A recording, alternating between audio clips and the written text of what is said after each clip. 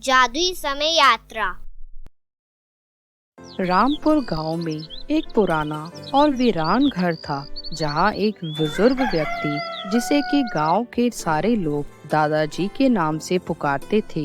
दादाजी के बारे में गांव में एक अफवाह फैली हुई थी कि वह जादू जानते हैं और उनकी बताई कहानियां अजीबोगरीब रहस्यों से भरी होती हैं। गांव के लोग उन्हें पागल समझते थे, लेकिन गांव के बच्चे हमेशा उनके आसपास आते रहते थे, क्योंकि दादाजी की कहानियां सुनने में उनको बहुत मजेदार लगती थी। इसी गांव में राघव नाम का एक लड़का था, जो अक्सर दादाजी की कहानियां सुनने में काफी रुचि रखता था। उसे दादाजी के समय यात्रा के बारे में बताए किस्से बहुत पसंद आते थे। एक दिन जब वह दादाजी से मिलने गया, उसने उनसे कहा, दादाजी, मैं सारी रात सोचता रहा, क्या समय यात्रा सच में संभव है? हाँ बेटा, लेकिन इसके लिए साहस और जुनून दोनों चाहिए कि मैं समय यात्रा कर सकता हूँ। इतना बताते हुए दादाजी ने राघव को एक यंत्र दिखाया और बताया, यह एक जादुई यंत्र है। यदि इसे सही तरीके से इस्तेमाल किया जाए तो इससे हम अपने समय यात्रा के दरवाजे खोल सकते हैं। सच में दादाजी, मुझे तो विश्वास ही नहीं होता। दादाजी, क्या मैं यह यंत्र देख सकता हूँ? हाँ, जरूर देख सकते हो। और हाँ, इसमें एक जादुई मंत्र छुपा है जो कि समय यात्रा करने में तुम्हारी मदद करेगा। जैसे ही राघव ने यंत्र को हाथ में लिया, उसे कुछ अजीब सा एहसास हुआ। यंत्र में से एक अलग ही चमक निकल रही थी। जब भी तुम इस यंत्र को हाथ में लेकर इसे सच्चे मन से इसके मंत्र को उच्चारित करोगे तो यह तुम्हें काफी पहले के समय में ले जाएगा। लेकिन याद रखना, जहाँ भी जाओ अपने रास्ते की पहचान कर लेना, अन्यथा तुम समय में खो जाओगे और वापस कभी भी नहीं लौट पाओगे।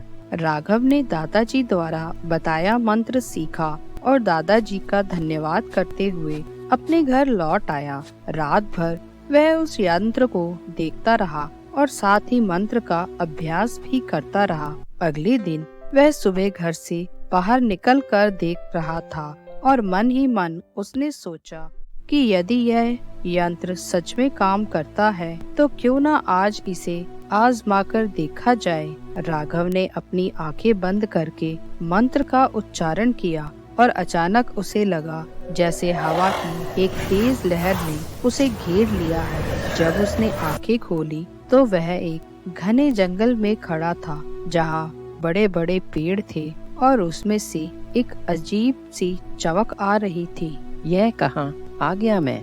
यह तो वाकई में कमाल का यंत्र है। तभी उसने देखा कि एक लड़की उसके पास आ रही थी। वह लड़की देखने में राघव की ही उम्र की थी, पर उसका पहनावा बहुत ही अलग था। कौन हो तुम?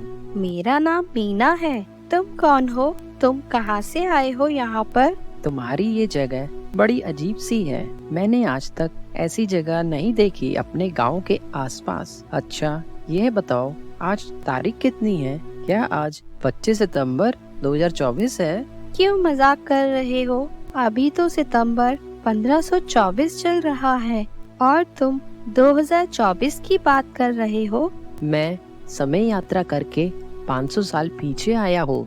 तुम मुझसे मजाक कर रहे हो? भला ऐसा भी कभी हो सकता है कि कोई अपने समय से 500 साल पीछे आ जाए? यह एक बहुत लंबी कहानी है। तुम बताओ मीना, तुम कहाँ जा रही हो? मैं क्या बताऊं? हमारे यहाँ एक बहुत बड़ा संकट आ गया है। हमारे गांव पर एक राक्षस ने हमला कर दिया है। उसने हमारे खेतों के पानी के झरने को चट्टान लगाकर बंद कर दिया है और जो भी कोई उस चट्टान को हटाने की कोशिश करता है वह उसको मार डालता है।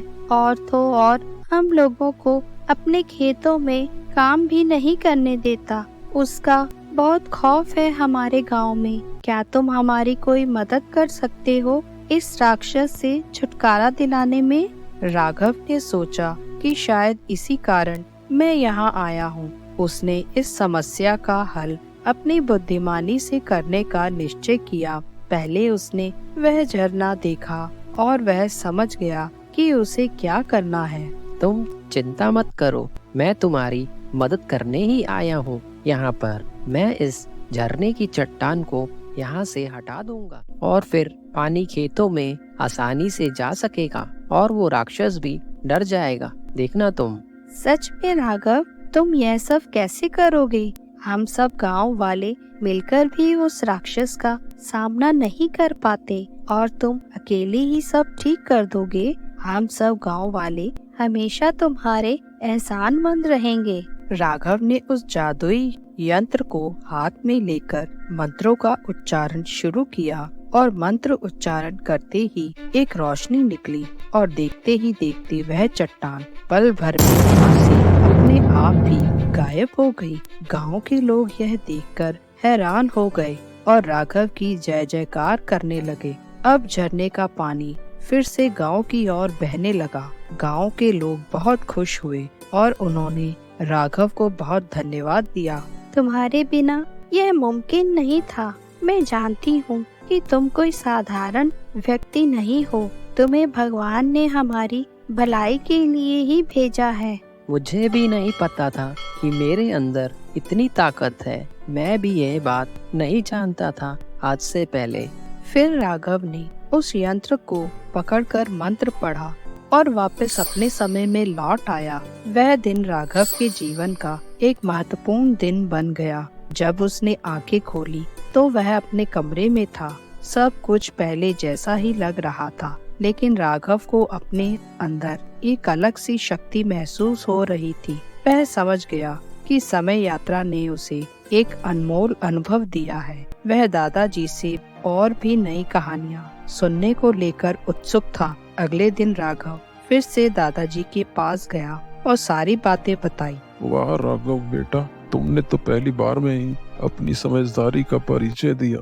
लेकिन याद रखना, समय यात्रा सिर्फ एक अनुभव नहीं, एक जिम्मेदारी भी है। मैं समझ गया दादाजी, मैं इस यंत्र का हमेशा सही इस्तेमाल करूँगा।